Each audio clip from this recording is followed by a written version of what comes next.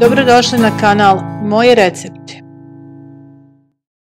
Dragi moji, danas za vas pripremam savršeni pire krompir.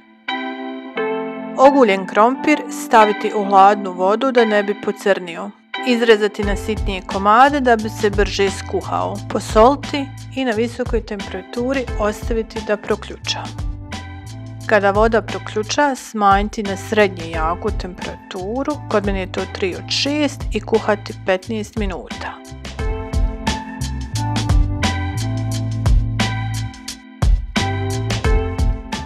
Skuhan krompir ocijediti i 2-3 minute osušiti u šerpi da bi svi ostaci vode isparili.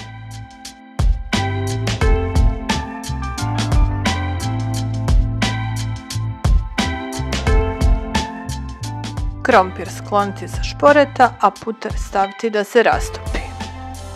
Za savršen pire krompir ćemo izgnječiti ne uz pomoć gnječilice za krompir, nego uz pomoć sitke.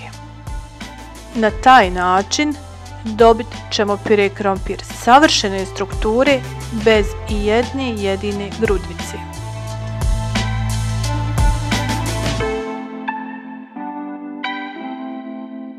Dodati rastopljen putar, promiješati.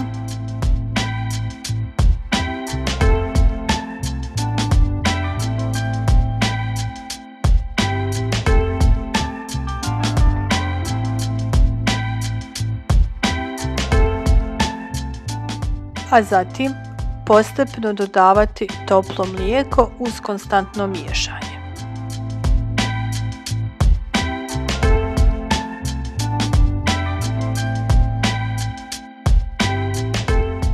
Jednostavno savršeno. Prijatno.